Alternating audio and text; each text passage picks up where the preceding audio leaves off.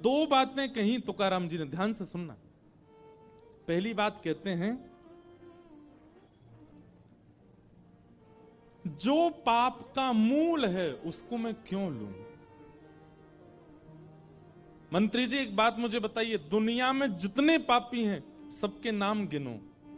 पापियों के नाम याद हो तो पापियों के नाम गिनो। आप भी अगर किसी पापी को जानते हैं, वैसे तो किसी को पापी मानना नहीं, लेकिन फिर भी जो पाप कर्म करता हो, कोल्हापुर में हो या कहीं भी हो, आपकी रिश्तेदारी में हो, मित्रों में हो, जो पाप कर्म करता हो।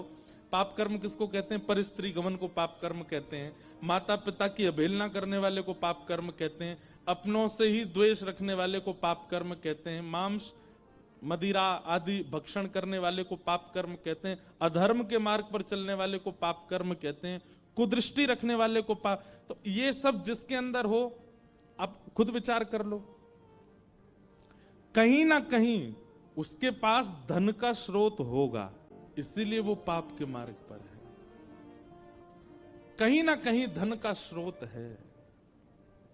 और धन नहीं है, अगर वो धनवान नहीं है तो लोभ ही होगा। ये लोभ और धन यही पाप करवाते हैं। सब लोग इधर देखिए, बहुत ध्यान से सुनिए।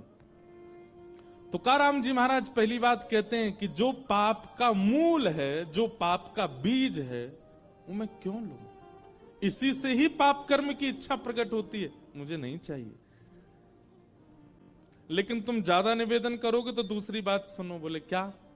जिसको विठ्ठल रूपी रत्न मिल गया उसको अब संसारी रत्न की आवश्यकता नहीं है। जिसको साक्षात श्री कृष्ण रूपी रत्न मिल गया